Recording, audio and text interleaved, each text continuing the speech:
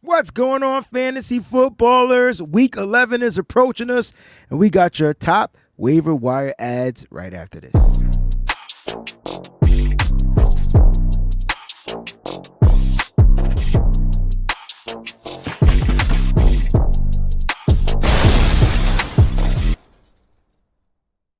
Welcome, everybody, to What's Your Fantasy? This is our fantasy football show with your host, the WayneBreezie, Crystal Peachy B. We're glad to be here. Week 11 is officially on its way, kicking off. Who plays this week on Thursday night? Is it the Eagles? It is the Eagles and the Commanders. A huge game for them both. All right, NFC East on point. So it's a Thursday night game. I don't know how you guys want to play your players on Thursday night. Last week was a good Thursday night matchup because both defenses sucked. Yeah. This week, both defenses don't suck. That's right. So,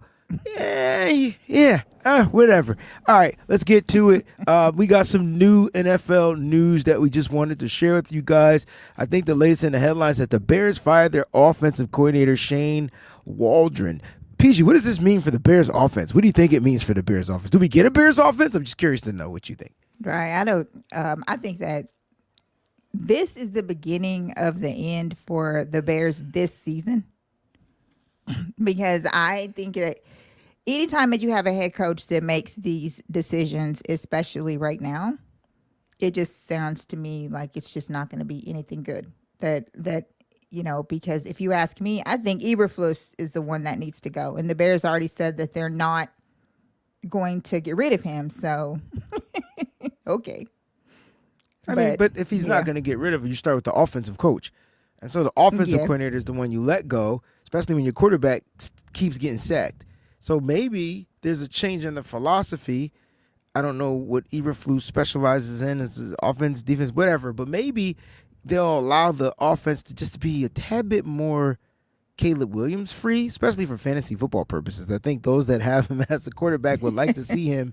And all the players from the Bears that they drafted, the DeAndre Swifts, the Roman Dunze, the rookie, the Keenan Allens, the one at the beginning of the fantasy year that we were talking about, all DJ Moore, those weapons that they have, and it's like nobody is not able to do anything. Another funny thing about them is apparently some of the teammates have been doing this behind closed doors, and they want Tyson Bagent to start, and they want Caleb to sit down for the rest of the season. So it's just a lot going over there in Chicago. But this is what happens when you don't value your offensive line. It was the same problem with Fields. It's the same thing it was when they had Fields. Their O-line is not good. And that's part of the problem. Yeah. I agree. I think it's definitely part of the problem. I'm not saying it's the quarterbacks, but again, they're a team that has to continue to build. Right. And so I didn't expect anything from them this year. Not with another new quarterback. Like perhaps if they had Fields in there another year in the system, maybe it would have panned out for him. But, the issue with Justin Fields is he was scared to throw the ball in the end zone. He still is. He didn't throw the ball in the end zone much with Pittsburgh. Right. 2 tries in the end zone. So you can see Pittsburgh's offense take off now that Russell Wilson's there because now they're getting the ball down there. So you know what? They're going to take some time to build, but I am curious to see how the players play this week in fantasy football. Right. Let's get to these injuries. We do have the Dak Prescott breaking news. He's going to have the season-ending surgery on the hamstring that's partially torn. So that means that the quarterback up is ding, ding, ding, ding, ding. I want to say Trey Lance, but it's not. So it's going to be definitely not going to be Trey Lance. Cooper Rush. So Cooper Rush will be the quarterback, and they benched him for Trey Lance in this game, in last week's game. They also signed Will Greer. I just saw that they signed him to the practice squad, which means that Will Greer is probably going to upseat one of them, probably Trey Lance. But But with Rush getting benched and then putting Lance out there, I don't know if they were trying to see if they could get some kind of a spark just to kind of see what they had with Lance going forward. But he wasn't exactly put in the best position. So, I mean, their team is atrocious, too. Right. Their offensive line is terrible. Right. They don't have a running game. Yeah. Like, Dallas is a shell of themselves. Right. So, but Jerry Jones is, like in a great mood because it's very promising about Dak next year. So, you know how it goes with the Cowboys. Well, he has no choice but to be promising with Dak next year. You paid the man $80 million a year. You gotta figure it out. What's some of these other injuries we got to worry about this week going on with fantasy football? I saw some players on that list. I was like, oh, no. Yeah, okay. So Trevor Lawrence, this is a big one. He's an AC joint sprained shoulder. It possibly is season ending. They're trying to decide that. So Macaroni and Cheese Jones is your quarterback for Jacksonville. That's who that is. Brian Robinson Jr., after talking a lot of flack with the people who do fantasy, who have him in fantasy, he's possible for Thursday Night Football. According to him, he's going to play. According to the team, it's still possible. You know how that goes. Aaron Jones. This is good news about Aaron Jones, actually, because he was carted off with a chest injury, and he came back in at the very end of the game. So they feel like he's going to be just fine. So I'm glad that he's okay. Could have been a lot worse, they said. So Najee Harris said the ankle. Just keep that in mind. If he's not able to go, then Jaylen Warren will be the one that you need to look at. So that's an interesting one. Nico Collins is back this week. I know the Texans and CJ Stroud are very happy that Nico's back. So finally, since he didn't play this week. Amari Cooper has the wrist, but it looks like that he's ready to go against these Chiefs, and Buffalo's going to need him. So I think that this Chiefs-Bills game, I think a lot of points are going to come from this game for both sides. I love that fantasy gold for that matchup. Then tight end Dalton Kincaid. Knee, however, is not looking good for this week. He's having an MRI done, so that means that it'll be the I can't remember his name. The other tight end that they have there in Buffalo. Dawson Knox. Yeah, Dawson Knox. That's who it is. And then last, we have Sam Laporta, who also has an AC joint shoulder. And they're not sure how bad his is. I know Trevor Lawrence's is really, really bad. I think Sam Laporta's is not quite so bad.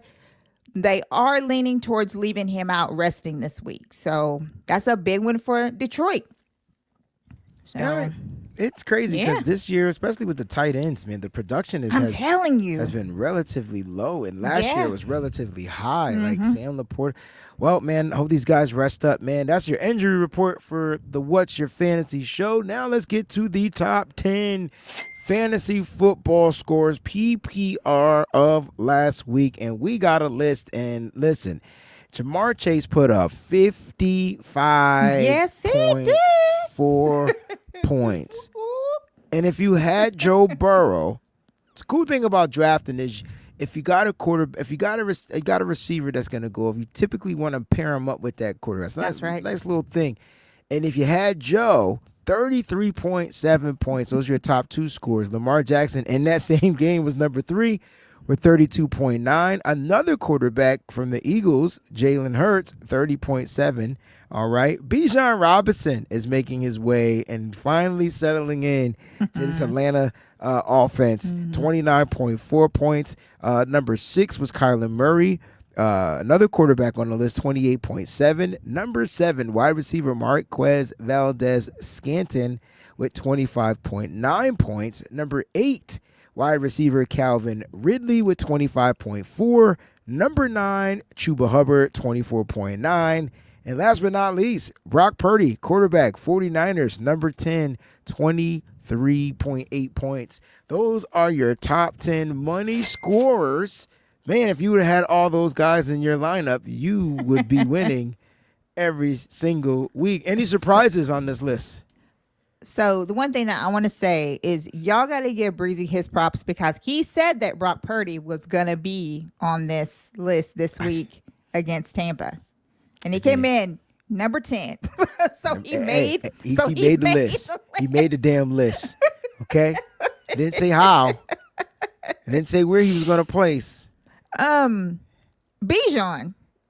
Yeah. Go ahead, Bijan. Because, I've been waiting on this. If we could get Kyle Pitts to tee off too. Right. Yes. You know? Yeah. They lost that game too, by the way, the Atlanta Falcons. Yeah.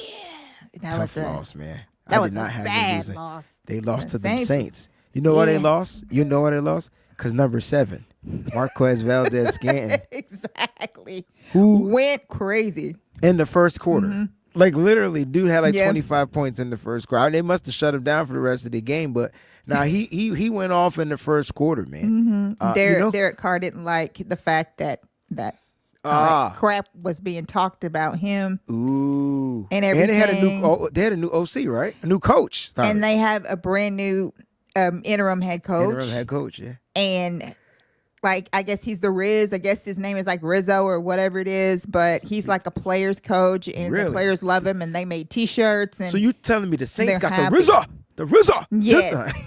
the Saints got the Riz.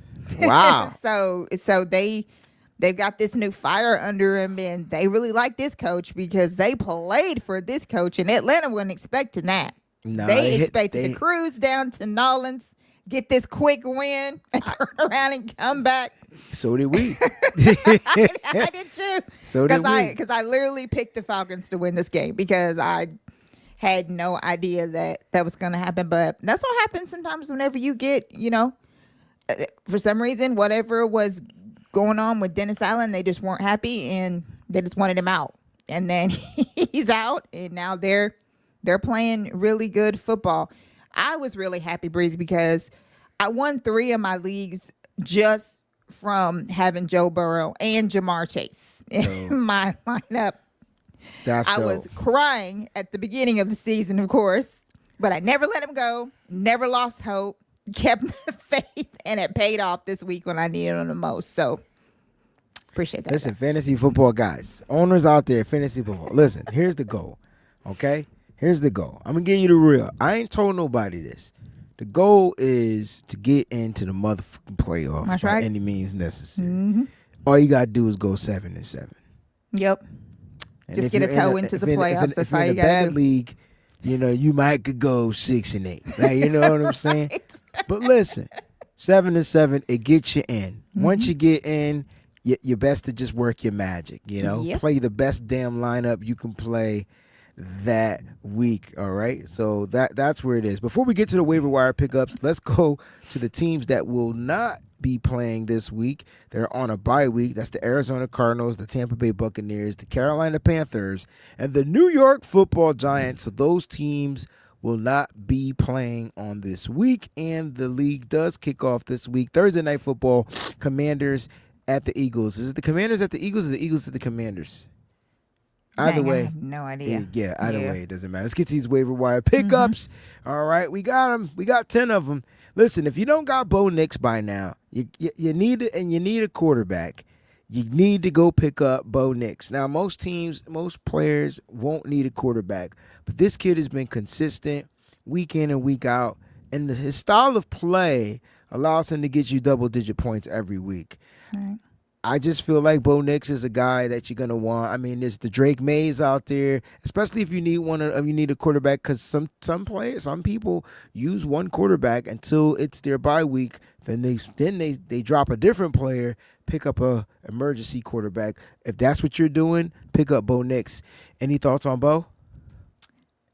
Bo Nix, man. Sean Payton has found his quarterback. He is in love with this kid. And Bo is just getting better and better. I mean, he literally went toe-to-toe with Kansas City. The MVP. Well, not this year's MVP, but this block, field goal cost them the game, of course. But let me tell you what, it was back and forth. It was wild. It was a divisional game. I figured that was going to be. I just didn't know that Bo Nix was going to shine like he's been shining like so soon. But Dak Prescott is out for the season. So if you do need a quarterback, definitely go after Bo Nix. Good point. Good pickup. All right. Our first running back on the list is going to be running back from the Pittsburgh Steelers. Peachy already mentioned the injury to Najee Harris. This might be a good week to pick up the other running back, Jaylen Warren, who's returned from the injury, and he can get out there and keep the offense moving for you. Any quick thoughts on Warren, Mr. Warren? Just want to say that it's definitely a good idea to go ahead and pick up Jaylen. You never know about Najee. So if you have room, even if you have Najee, just pay attention to the news, but go ahead and pick up Jaylen if you can. It definitely is what you should do. Our next running back on the waiver wire pickup is Audric Estime. Get him now. I can tell you right now, Sean Payton is trusting his young quarterback, and it looks like he's going to be trusting the rookie running back out of Notre Dame. Okay? This kid runs hard. Yes. And I remember I kept telling you, if the Broncos could just run the ball, like they are so indecisive on who they want to run the ball, and it's not. Every year I draft their running back, and every year he's garbage and ends up on the reserve. Javonte Williams. he just ends up somewhere else, and I don't trade him. I have to drop him. Nobody wants him. Audric, if you need a running back, Audric Estime, I think that's how you say his last name, go pick him up. All right, number 5. Listen, Peachy, I want to know your thoughts on Marquez Valdez-Scantling, because I think Derek Carr has what he needs to continue to compete. Yeah, losing Chris Olave was a big loss for the Saints team. The fact that they were able to get Valdez-Scantling going against a good defense in Atlanta Falcons. A top secondary. Yes. Mm-hmm. So the fact they were able to do that, I do see them going far with him. There are a lot of wide receivers that are banged up around the league and everything like that. So definitely, if you need a wide receiver, definitely go get Marquez Valdez-Scantling. Apparently, with Taysom Hill being in and out of the lineup, this is definitely going to be a really good pickup. Good pickup, man. Go grab him. Next wide receiver from the 49ers. I don't know if you play in the leagues we playing, he's gone because there's too many 49er people in the league. But most leagues don't have a bunch of 49er people playing. And so Ricky Pearsall, it looks like he's going to be definitely infused into these offense from Kyle Shanahan. He finished with over 70 yards. He had the big touchdown. I could see a lot more from him. What are your thoughts on Ricky real quick? This is one kid that has me so excited about the 49ers now. I was one of the ones that was like, I think this was a crazy pick in the first round. But now I'm starting to see kind of what the 49ers were seeing when they looked at him, because he can do a lot on the field. Like I said, there's a lot of wide receivers out. So definitely look at Ricky Pearsall. I'm very excited that he is going to be a big part of this 49er offense going forward. I think he's going to get a lot of targets and make a lot of catches and get some touchdowns. So if you need a wide receiver, that's what you need to do. You need to go pick up Mr. Pearsall. All right, tight end. We were talking about the injury to Dalton Kincaid from Buffalo. This might be the week you need a tight end. And so this is where Dawson Knox comes in. I thought they were going to use pretty much a 2 tight end system all season. Clearly, that's not what was working out for him with that 12 personnel. But Dawson Knox was there prior to Dalton Kincaid. He's a different type of tight end. This might be a guy you might want to pick up if you're in need of a tight end because of the teams that are on the buys. What are your thoughts on Mr. Knox? One thing I have to say is that he has a chance to come back and be that tight end this week because they are playing the Chiefs. So all eyes are going to be on this team. I really like Knox. I actually need to try to see if I can get him. But a lot of people remember how well he did last season. So Knox is not available in almost all the ones that I have. But I have seen where he is high on the waiver wire this week. So definitely, if you need a tight end, like Breezie said, with the tight ends on the bye week, there's quite a few good ones. Then you definitely want to pick up Dawson Knox. Get Mr. Knox. All right, listen. It's the last week I'm gonna mention this guy. This guy averages like 20 points a week. Cedric Tillman, wide receiver, Cleveland Browns. That's the guy. This is their guy. We're not gonna talk about him no more. This is the last time we're gonna mention him.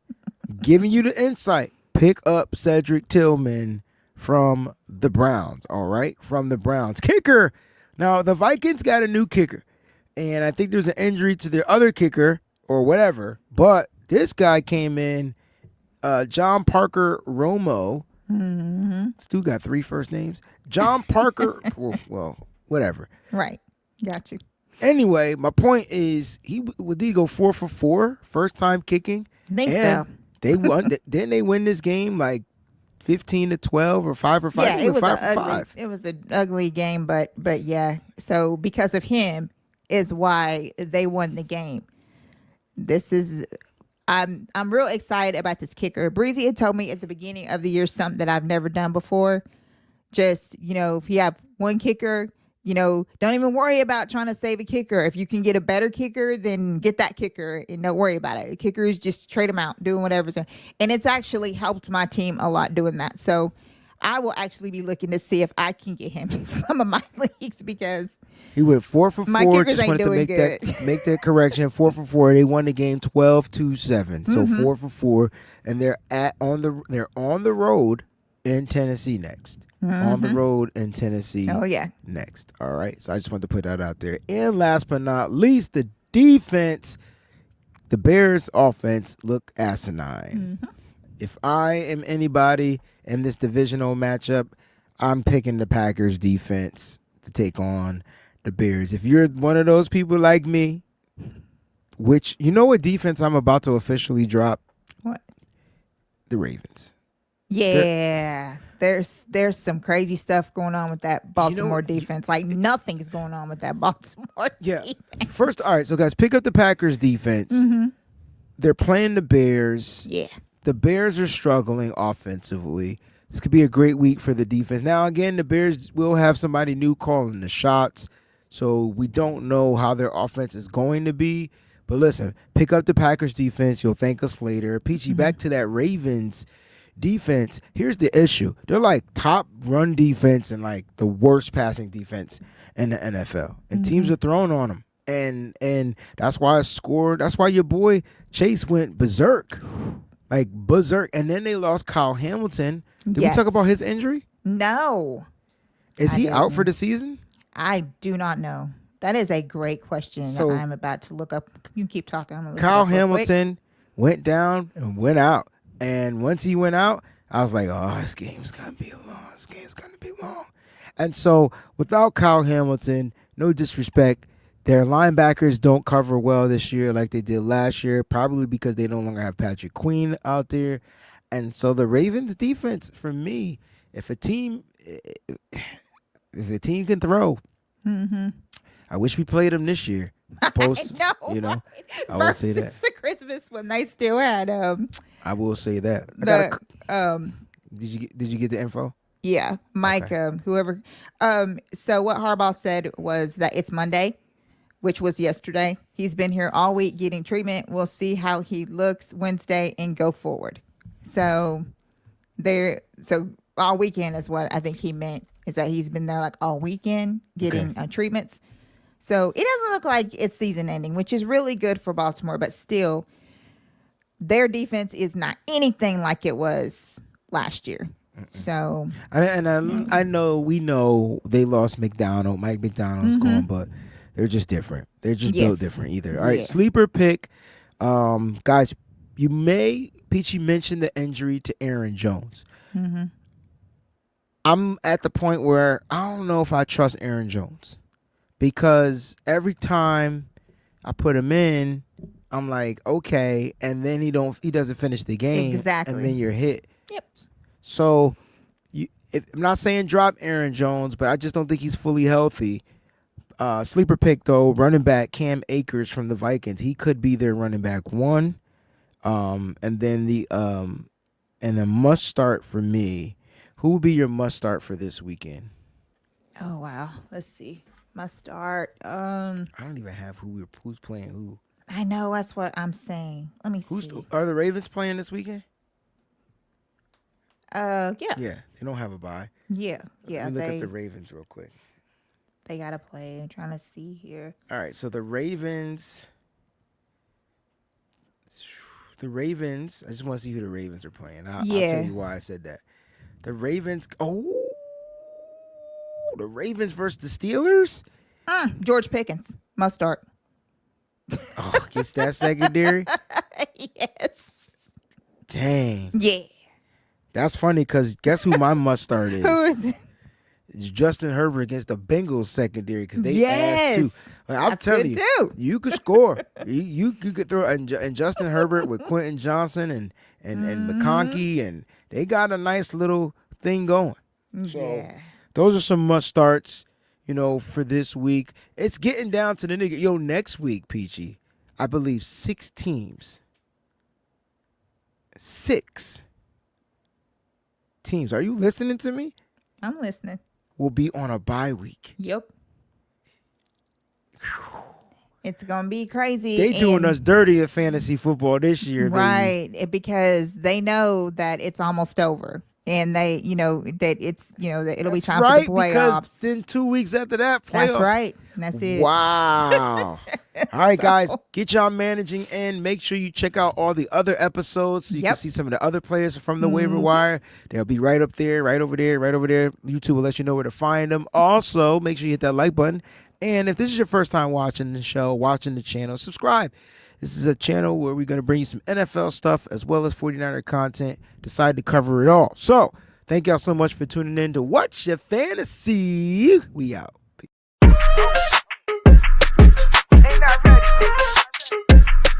Hey, look. Ruining dreams under pressure. Peachy be the one to bless ya, but don't test her. The queen reigns supreme, you know what I mean? Add the boy Breezie Prince like a king. When the two come together in any weather, they form a bond, stay tight in any measure. So it's my pleasure, the #1 team. Let the world know what's your fantasy.